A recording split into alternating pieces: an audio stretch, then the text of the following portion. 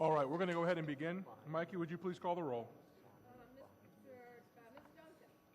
Yes, here. Mr. Hosseini? Here. Mr. Long? He's here. He is here. Dr. Marshall? Mr. Root? Mr. Tripp? Here. Vice Chair, Mr. Beard? Here. Mr. Chair, you have a quorum. Thank you, Mikey. In your package that was delivered, you see the minutes of our meeting of September 14, 2011. Are there any changes, deletions, or is there a motion to approve? So moved. Motion to approve and a second. Any discussion? Seeing none, all in favor, please say aye. And opposed. The motion carries. Next item on the agenda is our 2011 new fees report to the legislature. If you recall, in 2010, when the legislature gave our board the authority to consider new fees, they also required that we submit an annual report to the legislature summarizing new fee proposals received and actions taken by the board on those proposals. If you take a look on page 267 of your packet, or actually online, there is a draft report which talks about the new fees implemented this fall, the amount of the fees, the projected revenues, and the expenditures. We'll be submitting that report subject to our approval at this meeting. Are there any questions or comments regarding the draft report on fees? Seeing none, is there a motion to approve the draft report? Second. Got a motion and a second. Is there any discussion or questions? Seeing none, all in favor, please say aye. Aye. And opposed. Motion carries 1-0. Thank you, Governor Duncan, for voting. New fees under consideration, item 4. Our next item is just an informational item at this point. On page 325 of your packet, you will see a list of new fees and increases to existing fees that are currently being discussed at some of the universities across our system.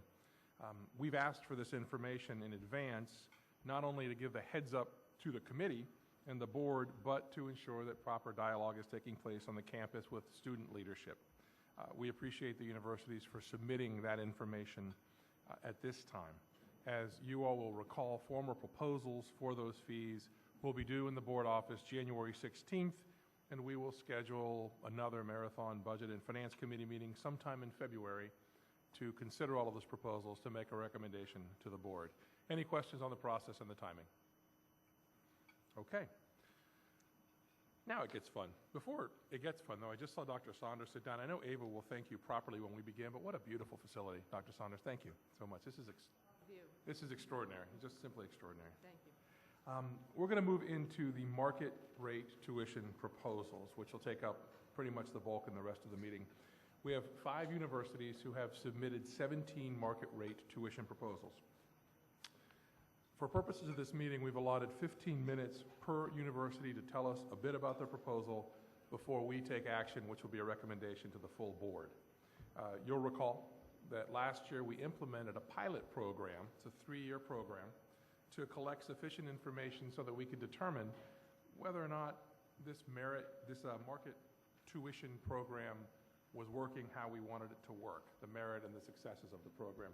During this period, we agreed that we would approve no more than 5 market tuition programs per university per year. That's still a good chunk of programs as we see today. After 3 years, the university is going to submit their findings on these programs, their results, to our committee so that we can then make any recommendations or changes before we, Katie, bar the door.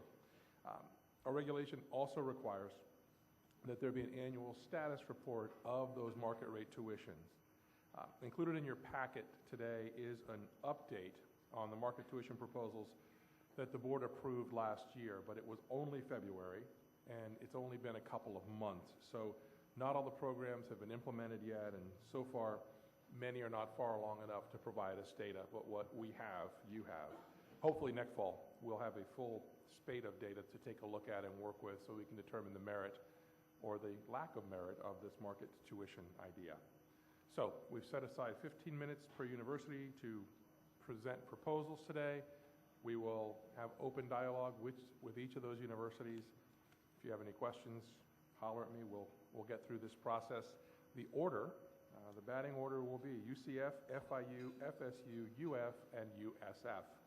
So are there any questions from the board as to process? Yes, Governor Tripp. One The things that I saw in the paperwork that was coming out is that some of the universities are moving to do private contracts with outside providers at fairly substantial rates, 50, 60% of the revenue. It would be helpful to me and maybe others when they're talking about these proposals, if they would speak to that. It may make good business sense, and I'm not trying to judge it, but it's something that didn't come up very much in the conversations, Tico, as you know, that we had in the summer. And so I think it'd be good for us to be aware of how that is going to take place and how that may affect the amount of revenue the universities will keep, et cetera. Thanks, Norma, and I will admit a bias. I have a high level of discomfort with that structure, and we'll talk about it when that university comes up. But yes, there are several proposals that do have external marketing firms to create a market in a program, and we'll talk about that a little later on in the program. But right now, first at bat, UCF, our presenters are Provost Waldrop and your team. Provost, the floor is yours. Thank you. Our program that we bring forward is Healthcare Informatics. It's housed in our Department of Health Management and Informatics and is a 20-month professional science master's. This program is delivered completely online and is cohort-based. At present, it is a cost recovery program, and there are currently 81 students enrolled in the program, and we, after analysis, believe that it should be converted to a market tuition program. The Healthcare Informatics program is unique in that it will focus on providing students with a thorough grounding in the clinical, management, and business aspects of the health informatics field. Graduates can work as practitioners, managers, analysts, and researchers. Numerous openings have been announced in several environments, including health centers and health insurance companies. You may remember that the American Recovery and Reinvestment Act of 2009 included a mandate that all healthcare practitioners meaningfully use electronic health records to provide quality and cost-effective care. This legislative requirement has created a strong demand for individuals with an education in healthcare informatics. The proposed tuition for both in-state and out-of-state students is $29,466. In our assessment, there is not a similar program in the state university system. However, we did compare to several programs at other locations in the country, including the University of Illinois at Chicago, whose tuition is $33,300, University of Alabama at Birmingham, tuition $26,175, Northwestern University, $37,785, and Nova Southeastern at $17,488. When we average those together, it's roughly the proposed tuition that we mentioned, we're a few $100s more than that. In order to evaluate the success of the program, we will look at several measures: number of students enrolled, compliance with SAC standards for accreditation, program revenues relative to program cost, student satisfaction with the program, very important, employer satisfaction with the program, and number of degrees conferred. As a market rate tuition program, the Healthcare Informatics degree budget will be administered by the Division of Continuing Education in cooperation with the College of Health and Public Affairs Budget Office. Revenue from the program will be used to improve program quality by providing a means to support faculty lines, purchasing equipment, recruiting, administrative costs, and faculty development. This will be done at no additional cost to the college or to the university. I have with me Dr. Cordelia Ward, who is the director of this program, and we'll be glad to answer any questions. Thank you, Provost. Are there any questions for Provost Waldrop? Provost, from my understanding, we are not changing the tuition fee. You're just going from cost recovery to market rate without changing the tuition. That is correct. As we assessed it, that seemed the appropriate thing to do. Any other questions, concerns, or is there a motion? So motion to approve the recommendation, the request from University of Central Florida. Is there a second? Any discussion? Seeing none, all in favor of the motion, please say aye. Aye. And opposed, motion carries. Thank you. Thank you, Provost. Next up is Florida International University. Our presenter will be Dean Joyce Elam. Dean, welcome. Thank you very much. We are presenting to you today 5 programs for consideration. Let me get them here.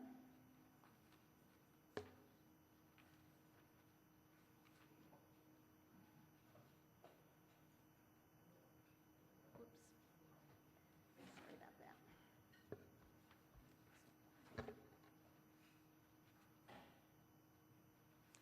The first one is the Masters of Construction Management. This program is currently offered online, as well as in some, or the plans is to offer it in some off-campus locations as well. And the plan is to take the non-residents for the online program, as well as the off-campus locations where this program is going to be located to market rate. Are there any questions with regard to this Master of Science in Construction Management program? Okay? Go ahead, Dean, and we'll take them one at a time after the presentation. Right. The second program is a Master's in Mass Communication, Global Strategic Communication. This is a new online version of this degree program that we are proposing to take to market rate. It does not exist currently. Dean, it doesn't exist online, but The program exists. Right. So there is a degree program that is taught in a regular face-to-face format. The plan is to develop an online version of this program and to take that to market rate. Okay, my notes show you've got about 210 students on campus, and you're talking about 20 or so in the market rate program. Correct. Great. Any other questions with regard to the Masters in Mass Communication, Global Strategic Management? Thank you. Please continue, Dean. Okay, the next one is our Masters of Science in Engineering Management. That is offered as a regular FTE generating program of face-to-face.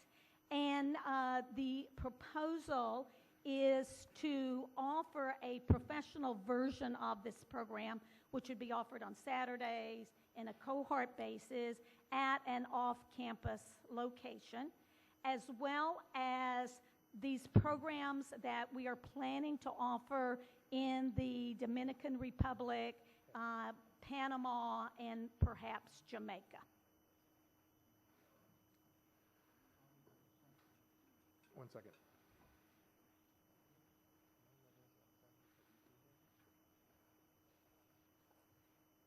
Okay. Yeah, I did have one question on the fee structure, Dean, with regard to engineering management, and I was just double-checking the notes.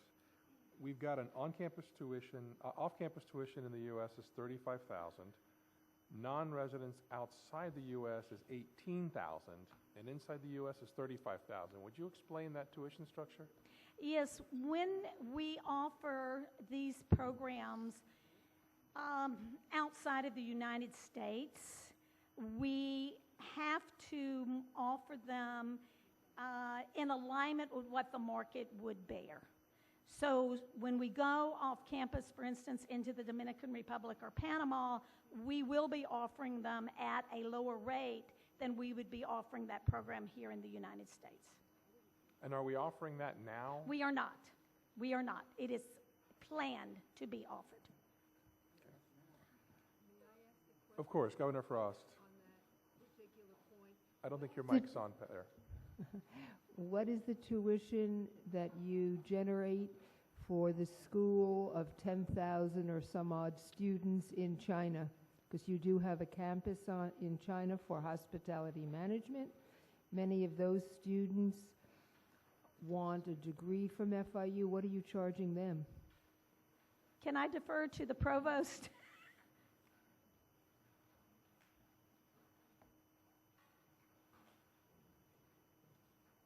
In our China program, which is done in collaboration with the Tianjin University of Commerce, we're charging the students about $18,000 a year for their program, and that is split 51% with the Tianjin University of Commerce, which provides all of the facilities for the program, and 49% with FIU.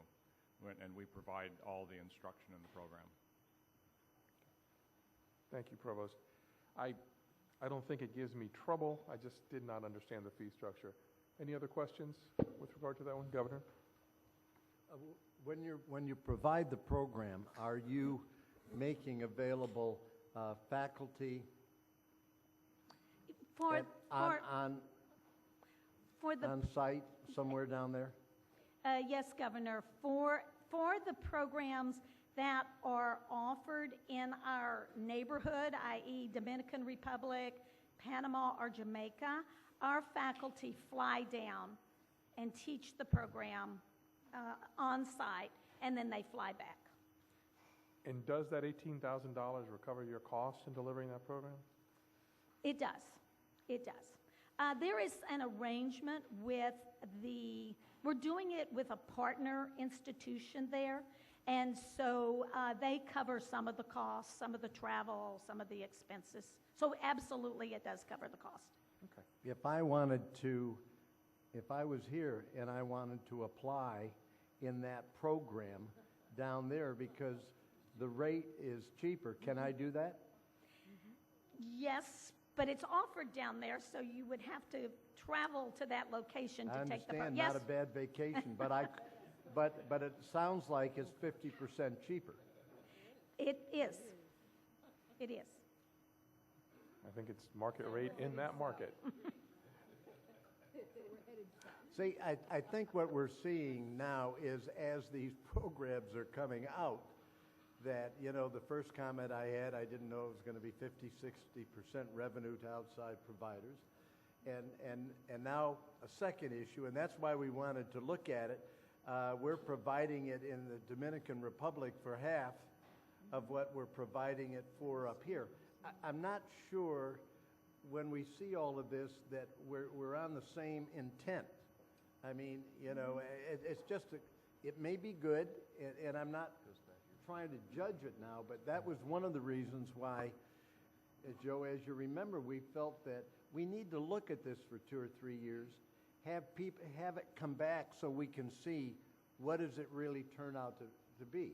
Now, my question would be, keep a good number, and I know your CFO, and he'll do that, so we can see at the end of the day, are you subsidizing the Dominican Republic program by revenues coming from U.S. citizens or something? I mean, I would hope you're not doing that. We are not. We look at these budgets very carefully, and also when we offer these programs, there are a lot of costs that we don't incur. The facilities cost, recruiting costs. So it's not like we are independently doing that, because we do work with some partners down there. Yeah, and I assume you're doing it because it's revenue to your bottom line. It is. And you're making a profit on it. That is correct. So you must be making a heck of a profit on the poor people here that are paying double that, right? No, don't answer it. I don't want you to answer it. Thank you. Governor Tripp, you're going to a conversation that I think we're going to have later, at least I'm hoping to, with regard to the intent and purpose of market rate tuition. And when we started this conversation, the argument was we have to charge market rate tuition. There's so much demand. People want our degrees. We're merely responding to the demand. And what we're starting to see during this pilot program is the heck with responding demand. We're going to go create demand somewhere, and that is a completely different model and a completely different conversation. And I don't think that's what we talked about before. But I'm not sure that this falls into that category. I think there is demand for this program down there, and I'm thrilled that it's being offered. From my perspective, as long as the costs are being recovered, market rate, I understand it would have to be geographic. But Provost, did you want to add something? Yeah, I would just like to put a footnote to Governor Tripp's comment. And that is because the faculty that teach at FIU or at any of the universities here, they have multiple responsibilities. Obviously, we're all research universities. The faculty are engaged in research as well as in their teaching enterprise. And so because these are non-E&G funded programs, the faculty that are engaged in them are ones who are volunteering to go down and teach in the program at a much lower rate than what their proportionate part of their salary would be for teaching at FIU. I think the other point is that I think the board's feeling when we went to market rate was that all the prices were going to go up because the market was going to have a higher level. And you'll see in this program, you'll also see in the UF proposals where they're talking about a market rate that is less than what the current non-resident tuition requirement is. So I think it's important to recognize that what the legislature and the board set out here is indeed market rate programs, and the market rate has to be based on the surrounding circumstances, and that's why they're priced differently outside the country. Gotcha. Other questions with regard to the Masters of Science and Engineering Management? Okay, Dean, would you continue? Okay, the next program is the Masters of Science in Finance. We are requesting that program in its current version, offered face-to-face, as well as a planned online version, be considered for market rate. Okay. We've been briefed. Any questions with regard to the Master of Science in Finance? And then the Executive Masters in Taxation, we are requesting that particular program in its current versions and online is not planned right now, be taken to market rate. Okay.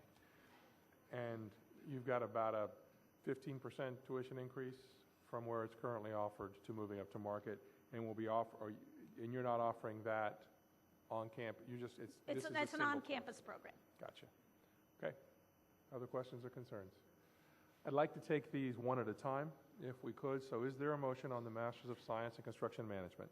Move it. Got a motion from Governor Colson. Is there a second? And a second.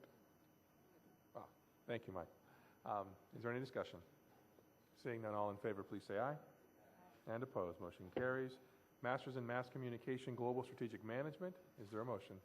Move it. Got a motion and a second. Is there any discussion? Seeing none, all in favor, please say aye. And motion carries. Masters of Science Engineering Management.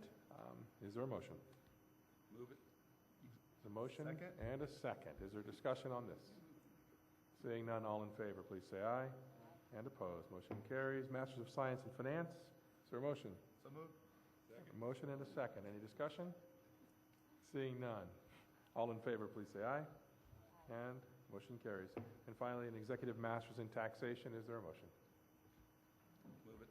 Second. Motion and a second. Any discussion? Seeing none. All in favor, please say aye.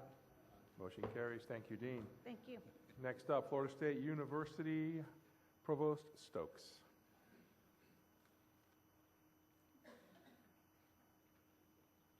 Good afternoon. Our Board of Trustees have approved 4 programs that we're bringing for you today for market rate tuition.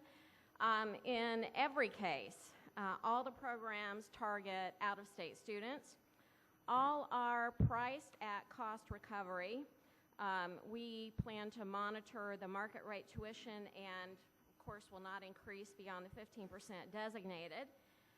All of the proposals involved examining the current cost structures, the pricing of similar competitive programs, and we wanted to be sure that we could cover the full costs and that we were competitively priced in each case. And in each of these 4 proposals, the market rate tuition is less than our current out-of-state tuition for graduate students. The first of the 4 proposals is a master's degree in criminal justice. The College of Criminology and Criminal Justice is one of our very highly ranked programs and one of the major academic criminology programs in the country. For these programs, distance learning evolved pretty rapidly during the 1990s, and FSU's online program began in 1999. We've been very successful at recruiting in-state students for this online program, but much less successful in the recruitment of out-of-state students because of the high costs involved. So we are proposing a market rate per credit hour of $513.34, beginning in fall of 2012. Current cost for this program is $1,114.68 per credit hour. Our plan is to see, we hope to see a 50% increase in out-of-state student enrollment for this program in the first year, and maybe more modest growth of 15 to 20% in ensuing years. Are there questions?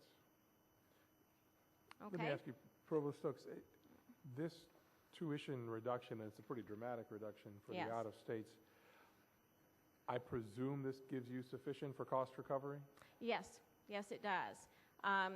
Basically, this program already exists, so we will clearly be able to cover the cost of the additional students. So the additional out-of-state students would be just purely incremental? Yes. And will that be the case for each of these, so I don't have to ask the question every time? A couple of them are a little bit different, but in every single case, we are talking about being able to cover our recover our costs with the price that we've proposed. Any other questions on the Master Criminal Justice? Norm? Yes. A question. Why is it important for you to offer this course out of state? I mean, what do you gain by that? I mean, are you clearly going to gain revenue? I mean, profit? And is that why you're doing it? Because I think that you have to expand somewhat to offer the program, don't you? Well, we actually, an online program is already in place.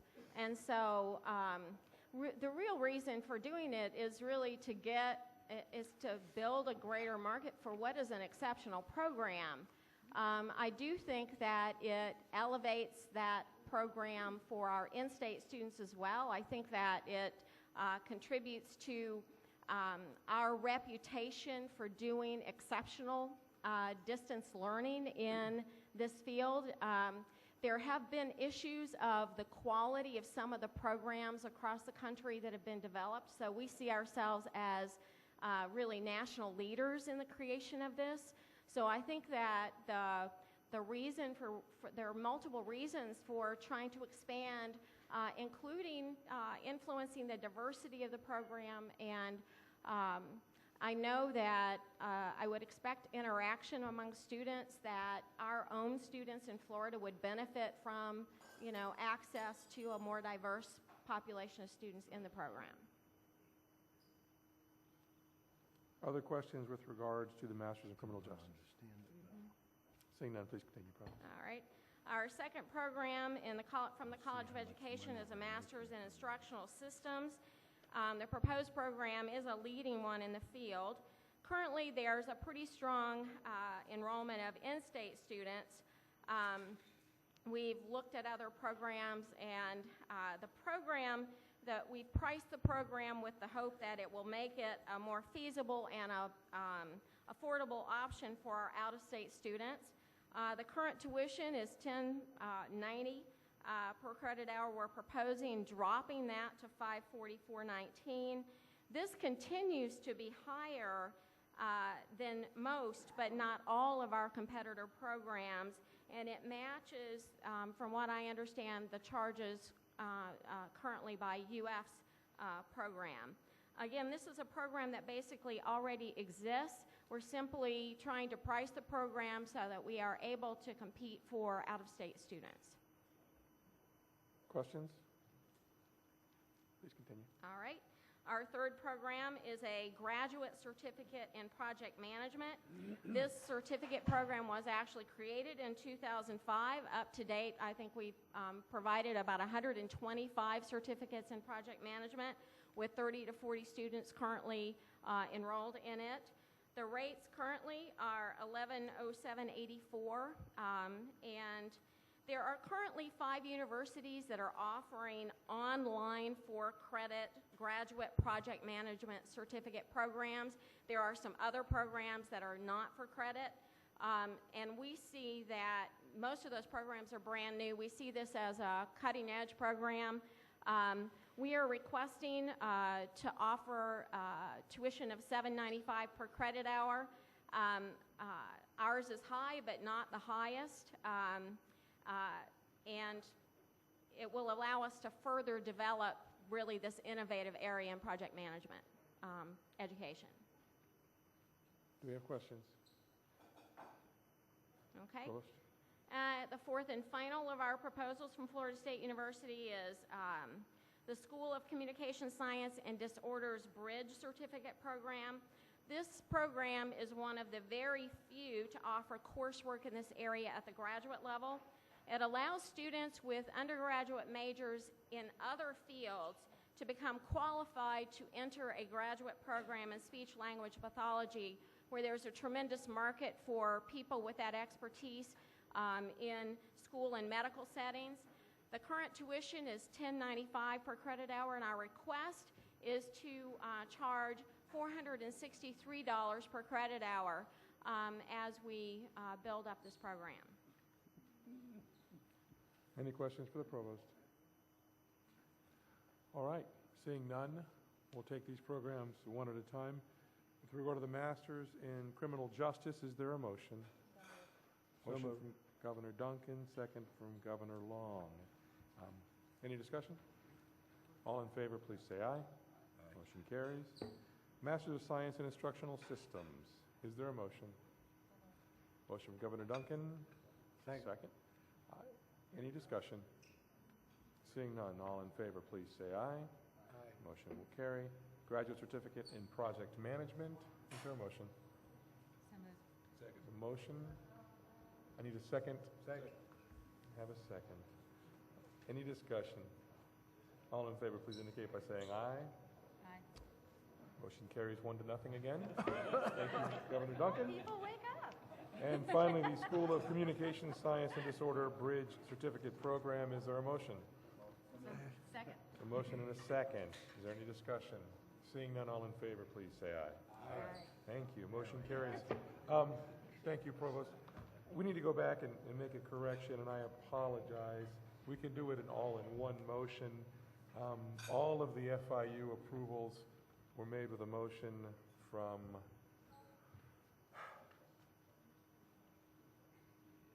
yes. Yeah. But you seconded. Unfortunately, Governor Colson, you're not on this committee. So, as a result, if there is a motion to approve all of the FIU programs, if there's a motion to approve all of the FIU programs previously voted on and approved, I would accept that So motion. moved. Got a motion and a second from members who actually are on this committee. Is there any discussion? I apologize. All in favor, please say aye. Motion carries. But I appreciate your enthusiasm, Governor Colson. When you were saying move it, I didn't realize it was an editorial commentary. I'm sorry. Joe Glover, University of Florida. Thank you. Before I introduce the individual proposals, maybe I could take a moment to address Governor Tripp's interests, because we're a university that has contracted with an external distance education provider, Embanet Compass Knowledge Group, to assist us in delivering some of these programs. We did this after a standard state university system bidding procedure. We invited 6 to 10 companies to bid on the process of delivering these services. After a months-long process, we settled on the Embanet Compass Knowledge Group service package. The point of this is that when a department or college is interested in introducing a distance education program or distance learning program, they can choose to use a package of services which is made available by this company, and there are 4 packages available at different service levels, or they can choose to not use this company at all. The decision is based on what makes the best business sense for the department to choose and on what services the department is itself prepared to provide. And so in particular, in the three proposals that I would like to present to you today, the first one does not use the services of the external distance education provider at all. That's the Master of Science in Soil and Water Science, and that's because that's housed within the College of Agricultural and Life Sciences, which is within IFAS, which has a substantial infrastructure that allows them to mount this program on their own without the services of this external company. In each case, we've done substantial market research. We believe that the market is there for a substantial number of students interested in this program. We don't feel we need to go out and drum up business, although obviously we need to make it known that this program exists. I should also add that the use of the external distance education provider does not affect the pricing of the program at all, because the market rate price is determined by what the market will bear and not our costs at all. So there is no influence on the price that we're charging. Obviously, it does affect the cost that we have to cover with the income that we derive, but it does not affect the pricing of the programs. So the first program, as I mentioned, is the Master of Science in Soil and Water Science. We believe that there is substantial demand for that.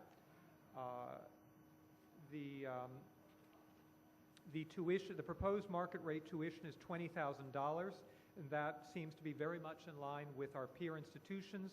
North Carolina State at $20,000, Penn State at $25,000, Purdue at $36,000, and Iowa State at $16,000. So we would actually be in the lower range of our peer institutions. The second proposal is the Master of Arts in Urban and Regional Planning. Let me see if there's any questions Yes, on the soil and water, Joe. Are there any questions? I think this one is fairly straightforward. Okay, thank you, Joe. The second one is the Master of Arts in Urban and Regional Planning with a specialization in sustainability and geographic information systems. Obviously, all of those buzzwords are very hot topics these days, sustainability and GIS. We believe that there will be very substantial demand for this program. Wisconsin at Milwaukee currently offers this for $68K, Clark University for $55K, the University of Illinois Chicago for about $50K, and Boston University at $47K. We are proposing to establish this program at the market rate of about $45K. So we would be lower than all of those peer institutions have indicated their rates at.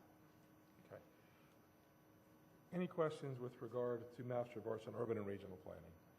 Because I've got issues that we can take up at the time of voting, if you like, but let's just get them on the table now. Provost Glover just said there's a substantial demand for this course load. There's a market for this. The contract, for those of us that spent time with it, sets out with a third-party vendor. It's a 5-year deal where the third-party vendor will receive 55% of the tuition revenue generated by this program. I'm sorry, it'll be 60% of the gross revenue for new students and 30% of the revenue from already existing students whose tuition will go up when we create this increased tuition. Philosophically, it raises a couple of issues for me, and I'd like us to talk about it. This is why we do a test period. This is why we have these. We wanted to model this. I'm troubled, number one, that I thought we came to this market rate tuition conversation 2 years ago under the argument that said our degrees are so important, they're so valuable, people will stand in line to get our degrees, therefore we can charge more for them. There is a market and we are responding to the market. It strikes me that paying 60% of the tuition revenue, doubling tuition for existing students and paying 30% of our already captured market revenue to a third-party vendor is not answering to a market. It is going out there and trying to create a market. And I'm not sure that's what we had in mind when we started this program.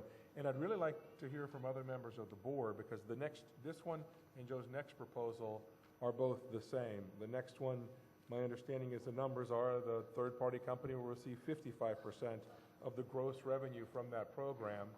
Both current students and new students. So those that we've already captured, we're going to raise the tuition on those students only to give that incremental raise back to this third-party vendor.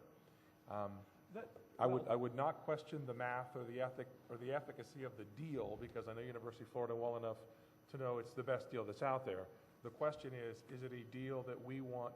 Is this the market rate path that the board envisioned, as opposed to responding to market, raising tuition, paying a bunch of that money to a third-party vendor to create a market that, if there is a market out there, we ought to be able to go get internally? We have a lot of folks in my mind. If I could make one or two Please, comments. Joe. They are not creating the market for us. They are providing we believe the market is out there. They've already done research. They would not engage with us in this program unless the market and the demand was already out there. What they are doing is they are providing a package of services that if we did not use the external distance provider, we would have to do internally. We believe, number one, that they can do it more efficiently and cost effectively than we can do it, because we're in the education business. We're not in the technology infrastructure business and the marketing business and the market research business.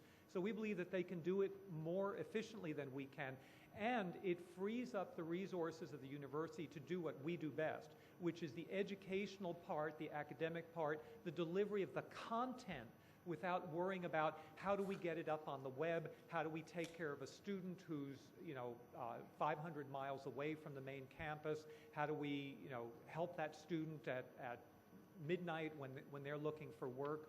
All of these services are provided by this external provider. And Joe, how are those, I don't want to interrupt, how are those services different than what you're doing with all of your other web courses, all of and your currently existing online Master of Arts in Urban Planning, the students' tuition will double? What are they going to see differently and better for that double tuition? This is what they're going to see is they're going to get better service. We cannot ramp up to deal with that increased demand with the manpower that we have. This particular degree is in a relatively small college, the College of Design, Construction, and Planning. They have a relatively small faculty, very little technological infrastructure, and so they can't deal with more than a handful of students, either without hiring substantially more infrastructure, which we would have to pay for out of the revenue from this program, or outsourcing it.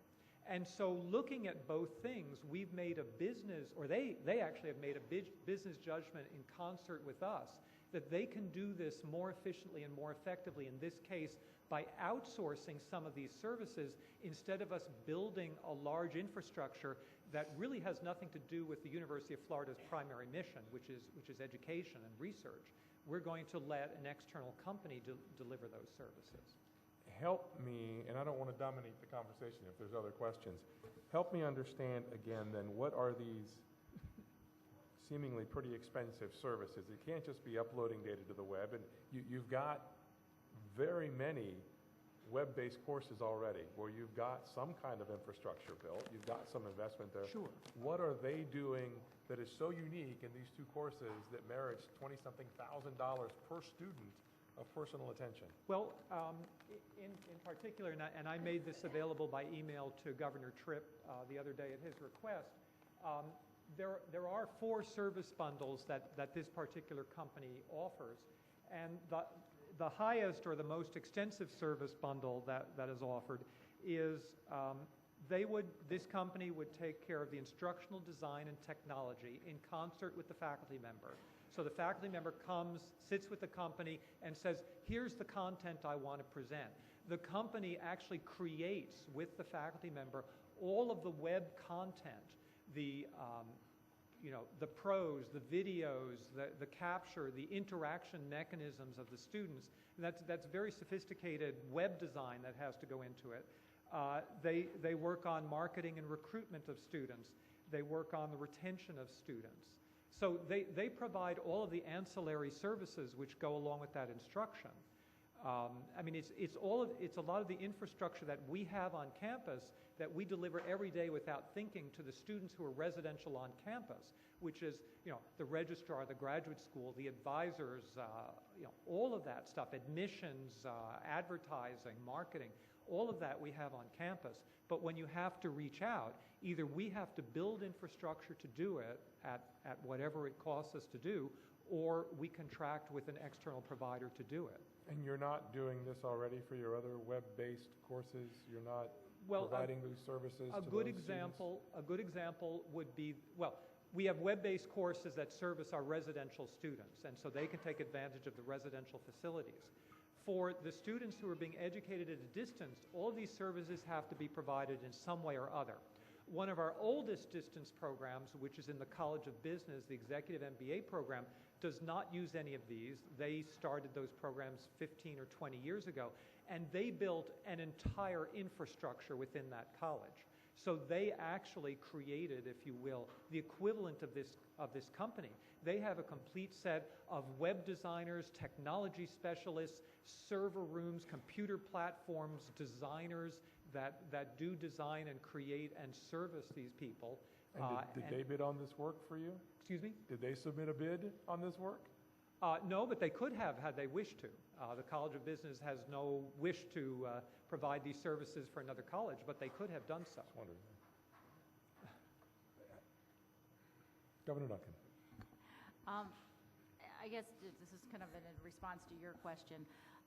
When we had our dialogue on the market fees, if you recall, it was a similar time I was prompting a dialogue on all the distance learning vehicles and different things, and kind of the need to have a workshop on that, and kind of remind our members that we still really don't have a system-wide policy related to distance learning.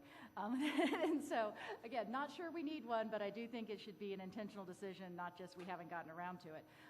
I absolutely was grilling Joe about how this company might apply to these things when we were passing this regulation last time and we were talking about it. It was definitely something I understood and I look at. And clearly it's a model we're seeing across the country with institutions using these types of groups. And again, I think it's something that we may want to ultimately better understand as a board and look at how all the institutions, because I think you'll find what we heard in the workshop, and I think President Benz and everybody's taking a little different tack at how they're doing this.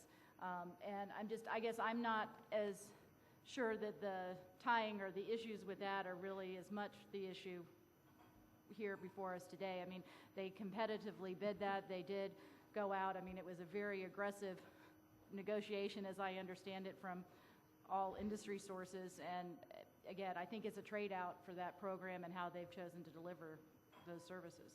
Yeah, I mean, I think part of the philosophical question that I'm still reeling with is, particularly during this 3-year study period, because if we approve this, we will see a flood of these third-party vendors. We'll see existing tuition rates for some of our current students double, I guess, as the case may be, to pay a portion of it to those vendors.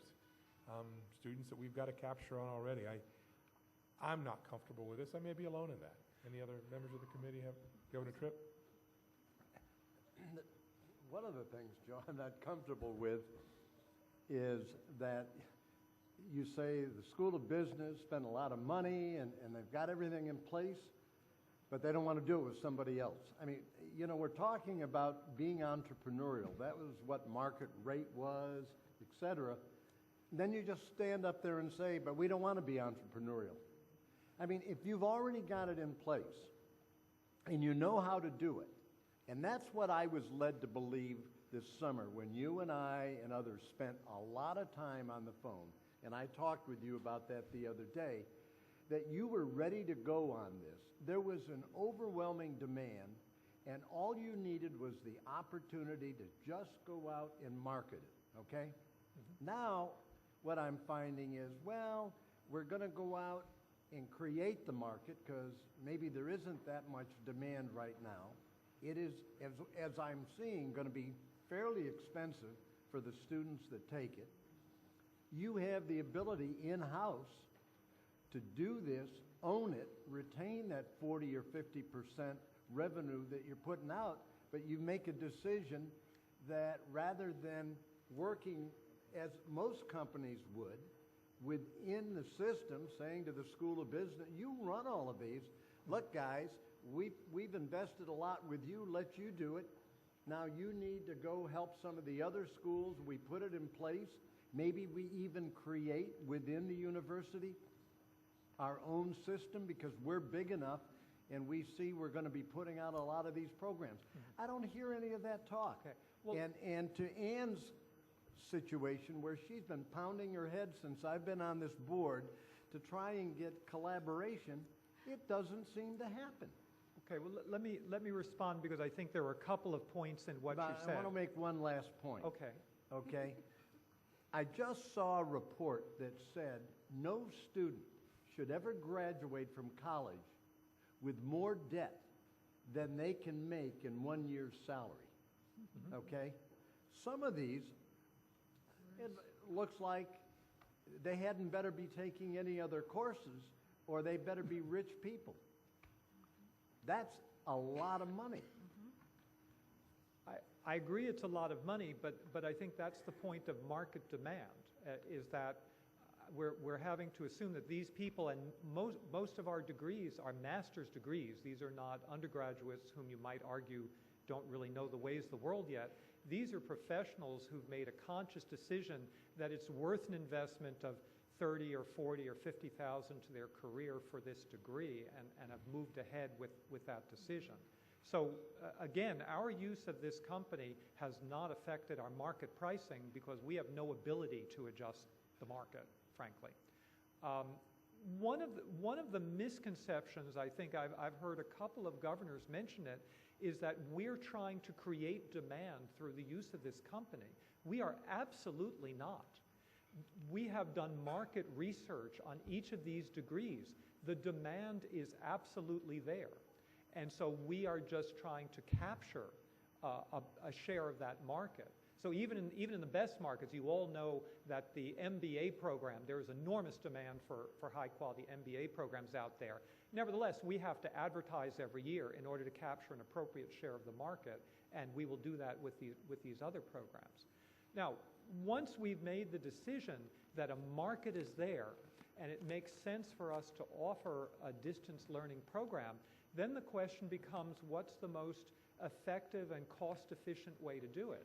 And so we allow every unit to consider all options, and there are very different circumstances. When IFAS puts on a distance learning program, they have an enormous infrastructure behind them, all the Institute of Food and Agricultural Sciences, that's able to support that. When a small college like Design, Construction, and Planning or Fine Arts wants to put on a distance ed program, they don't have that infrastructure. And they would either have to go to IFAS or the College of Business, which do, and say, would you please help us? And sometimes the answer is, no, you're not our primary business. We're here to teach business or to teach agriculture, and we don't want to be diverted. Now, maybe it should be the case that the University of Florida or the entire state university system creates such a company or such a service. But I think there, again, we would have to make a judgment about whether that is more cost-effective than going out into the market to a company whose sole business is providing these services. And they do it very professionally and very competitively. They have many more clients than the University of Florida at this point. And bottom line is, while it looks like they are getting a substantial portion of the revenues, I can show you the projections. We will, after we pay all of our costs, including the costs of this company, by year 3 and 4, we will be making substantial profit that can be invested back into the other activities of that particular college and the university. Governor Yost. As an academic, if I were asked to go teach in one of these master's programs, so as an academic, if I were asked to do that, I would say, I don't want to do all the non-educational parts that are involved with this. Someone's going to have to do this for me. In my case, my department and my college don't provide those services. So that's really, having somebody else do that, and I don't care whether it's a company or the university sets up a new program to do something, but certainly the College of Business isn't interested in helping me run a master's in chemistry, distance education program. So So I think it's absolutely critical that somebody be out there to do it. I think this makes sense, and certainly has been well vetted at the university. A lot of faculty have been involved in these discussions. And similarly, if I go to my chairman or my dean and say, hey, you want to provide all this infrastructure for me, even in the College of Arts and Sciences, we don't have the capability to do that. And one could argue, given the current budget situation, we have even less resources to do that. So for someone outside to be willing to step up and provide that for us, I think that's the only way we're going to get these programs off the ground. Now, the College of Business will keep doing what the College of Business is doing because they've been doing it for 20 years. But in other places around campus, and design, construction, and planning is a good example, there's no way this is going to happen unless there's somebody out there to provide the infrastructure. So I think this may not be the model that we thought we were going down the path of. I think this is a very valid model. Certainly as an academic, I think it's probably the only model. I'm not going to do these things for those students. I don't have time to do that. I want to do content. I want to be the educator. I don't want to be the one who worries about all the technology stuff behind the scenes. Governor Duncan. Again, I guess I go back to a couple points, to Provost Glover's point that the market rate was kind of what the value of the program they can charge. I'm a little concerned going down the path of mixing a policy on their particular outsourcing model absent kind of a broader context of that whole discussion. And again, I guess wearing the hat of a former trustee, there's a certain amount of time and effort, and I read a lot in the clips. Their board kind of vigorously debated this and talked through it. I guess I'm a little uncomfortable second-guessing how they chose to deliver it, and I was focusing more on, do they have the support in the backup to say that the program, it warrants this market rate, and do they have the demand to make it a success? And I guess that's my concern with kind of where we're going down this path related to these particular fees. It sounds like we got another discussion about distance learning possibly coming, but again, I'm having a hard time correlating it to a no vote on the market rate. Joe, do you want to talk about the mass communication degree? Yes. The third proposal is to establish a market rate for the Master of Arts in Mass Communications with a specialization in global strategic communications. Once again, we believe that the market is there and there will be substantial demand. We propose to set the market rate at $28,000. The only peer university that we were able to identify with a similar program is UNC Chapel Hill, which charges $35,000 for the same program. We are aware that Montana State offers a similar program at about $27K, which is about the same rate that we're proposing to charge. So those are the three programs: the Master of Science in Soil and Water Science, Master of Arts in Urban and Regional Planning, and the Master of Arts in Mass Communications. Great. Any questions with regard to the Master of Arts in Mass Communications? Again, and that one, from my understanding, the third-party vendor will receive 50% of the gross revenue for new students and 25% of the revenue for the existing students that are there after the tuition increase. I guess that is what it is under this theory. I really wish whoever's behind that screen would turn that phone off. Any questions or comments there? Okay, let's take these in order. Is there a motion on the Master of Science in Soil and Water Service? So motion, is there a second? And a second. Any discussion? Seeing none, all in favor, please say aye. Aye. And opposed. Motion carries. Master of Arts in Urban and Regional Planning with the third-party vendor structure. Is there a motion? There's a motion. Is there a second? Second. Is there any additional discussion? All in favor of the motion, please say aye. Aye. And opposed? Nay? It passed. Motion carries. And the third is the Master of Arts in Mass Communication. Is there a motion? So moved. So motion and a second. Is there any additional discussion? Discussion. Yes. I guess I'd like to add, it is hard to imagine that the services that this vendor provides are worth this significant share of the tuition. But I don't know if we're in the position, I go back to what Ann said, I don't know if we're in the position to analyze that. You've analyzed that. It's new to us, it's different. I don't get it, but I think if you're saying they're doing it less expensively than what you could do it, and you want to focus on, what's core to your business, then I think that's what we should applaud. I hope you're right in that, and I hope your analysis is right, but that's kind of that's why I'm going where I'm going on it. it gave me some comfort that other institutions are going with this, so they're apparently doing the same analysis. I will add one additional piece of data which may speak to your concern, and that is the company has estimated, and we agree with their estimate, that they're investing $600,000 to $1.2 million startup for each degree program that we put online through them.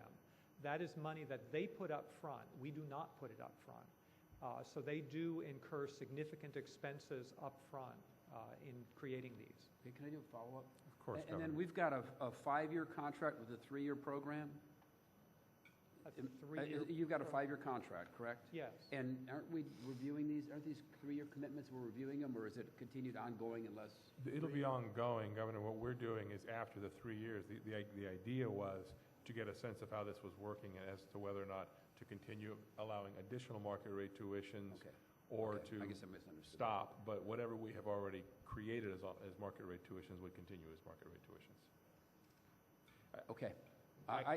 Part of the other problem that I have is I think we all visualize a video camera and then putting these on YouTube and then, and obviously that's not what it is. So maybe I need to spend a little bit of time really understanding what online learning is about or distance learning. I don't disagree there, Governor. And you could do it for a lot less money than what we're talking here. Yeah, I mean, my concern, and again, I'm not, my angst over this is we've been told there's capacity in-house to do this, but they don't want to. We talk about shared services across the system. We can't get shared services across one university.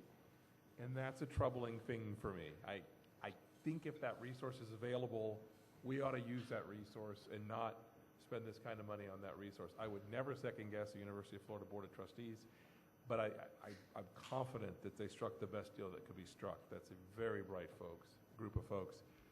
But I just, during this test period, don't think this is a path we were going to take.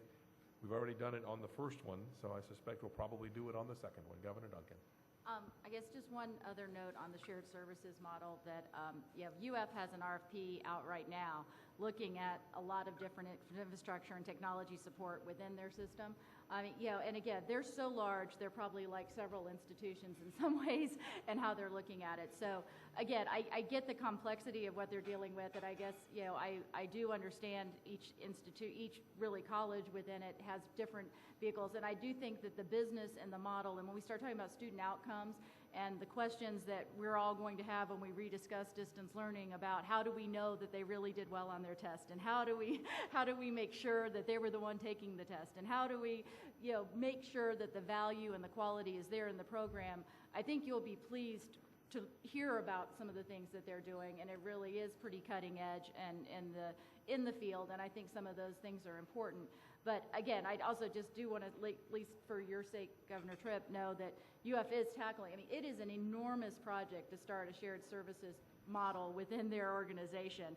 And just even reading through their RFP on the complexity of the issues and the questions that they're going to have to tackle, I'm pleased they're tackling it, but it's going to take them a while to get there. Any other questions or discussions on the motion to approve the Masters of Arts in Mass Communication? Seeing none, I'll call the question. All in favor, please say aye. Aye. And opposed, no. Thank you, Joe. Thank you. University of South Florida, Provost Wilcox.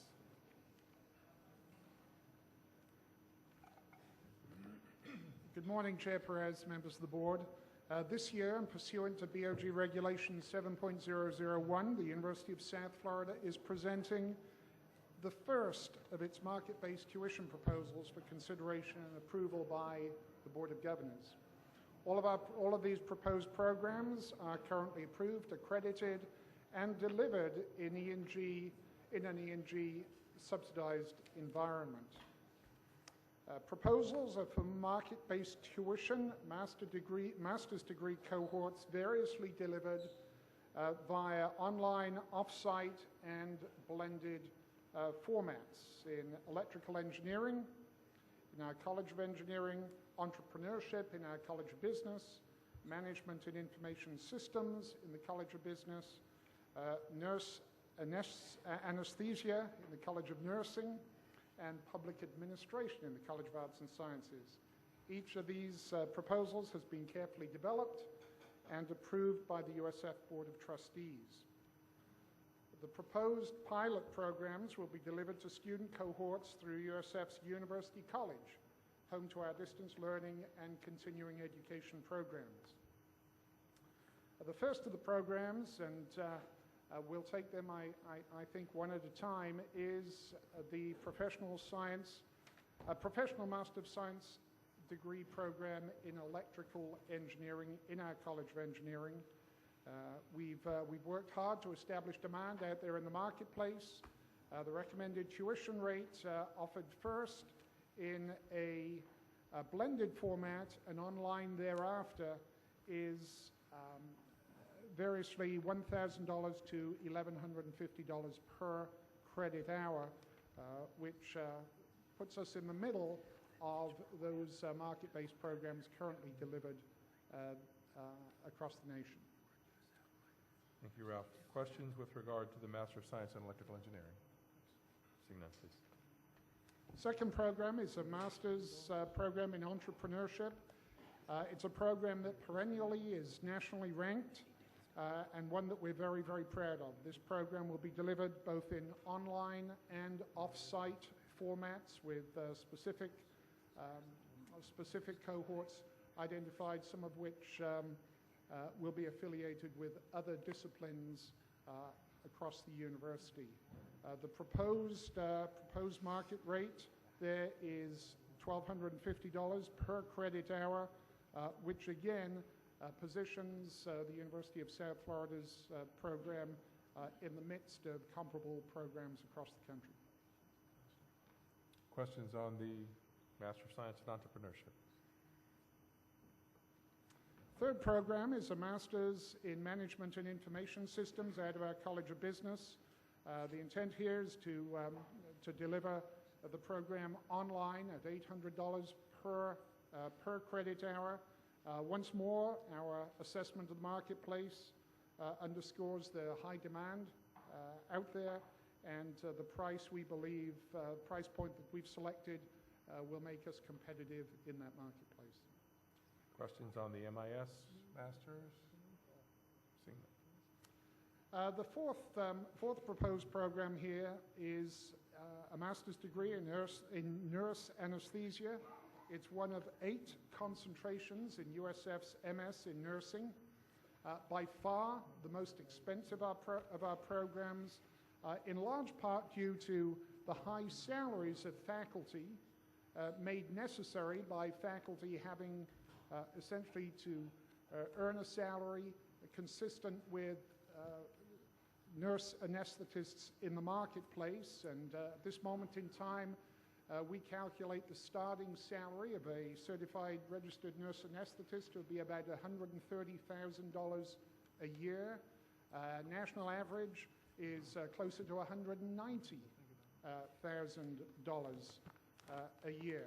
So the high cost of faculty and the high cost of high-fidelity simulation needs to help deliver or assist in delivery of a curriculum limits our ability to meet the demand in the marketplace, demand that's exceedingly well documented, yet with meager E&G resources, our annual cohort of admitted students is limited to about 15 students. We believe sincerely that we can double that overnight. The price point that we've set for that is at $57,600 for a 72-semester credit hour program. So again, to Governor Tripp's point, with a starting salary of $130,000 and a projected tuition of $57,000 over a 2-year period, one might argue that it's a pretty good return on investment in the education. Questions on the Masters of Nurse Anesthesia? Governor Tripp. We did, in the summer, have discussion about whether or not we were going to start going into areas of critical workforce need. And so what I thought that would do is raise the discussion higher. And while I heard a little bit, I'm not sure that it's addressing the issues that we had about doing anything that would increase the cost of anything that was a workforce need. Yeah, Governor Tripp, let me see if And I can might help have been there. off on that, so Mr. Chairman, maybe you can help me there.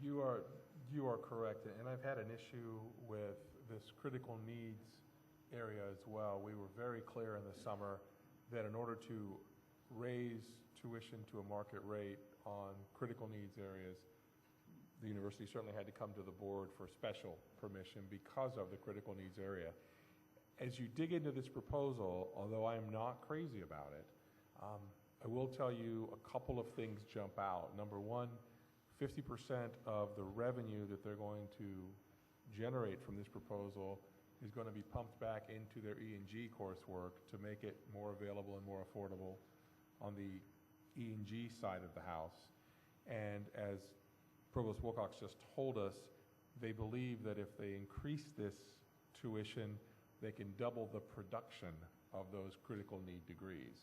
So although I thought we were fairly clear that the critical needs degrees were going to require a higher level of scrutiny from us if we were going to do that, it seems to me, and Ralph, correct me if I'm wrong, that although we are increasing the price and making it much more expensive, the end result is going to create actually more access and more degrees. Is that accurate? Oh, I think that's very, very well articulated. And the fact of the matter is, absent of a significant infusion of E&G dollars, the University of South Florida's ability, or indeed the state university system's ability to meet demand, increase capacity, and increase productivity of much-needed professionals across the state is not going to be realized. And spend a minute, because I think this one is important because of the critical need faction. This requires a great deal of equipment, technology. It's about $1.2 million and change to operate this program on an annual basis?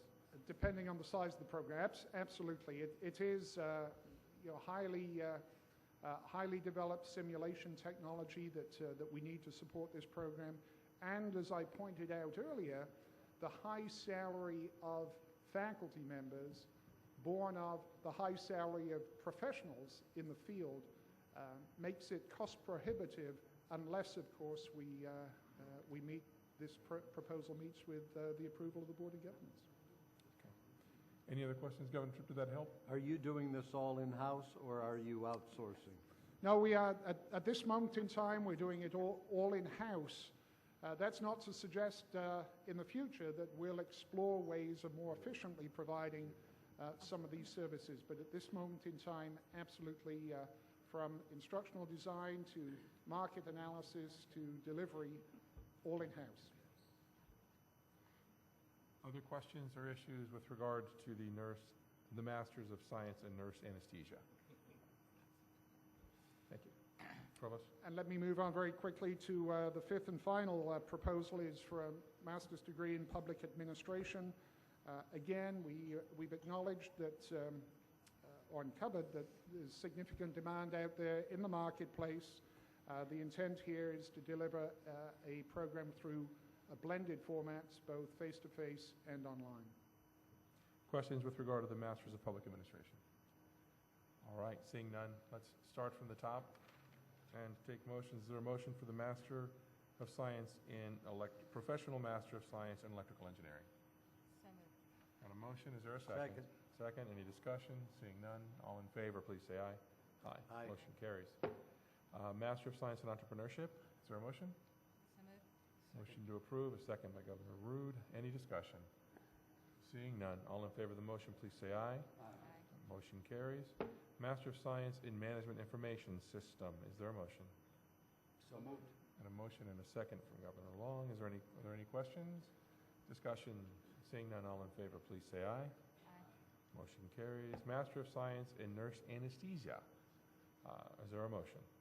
So moved. Got a motion from Governor Duncan, second Governor Long. Is there any discussion? Seeing none, all in favor, please say aye. Aye.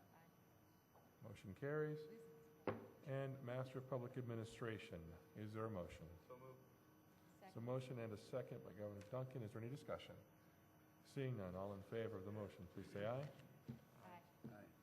Motion carries. Thank you, Provost. Thank you. As we conclude, we're a little over time. I just want to be clear. We will be accepting the fee requests up until January. We'll have a special meeting in February to discuss those, but if the universities will give them to us as soon as you begin the conversation so we can start a dialogue and ensure that dialogues are happening around the state on those issues, that would be very helpful. Is there anything else for the Budget and Finance Committee? Seeing none, we're adjourned.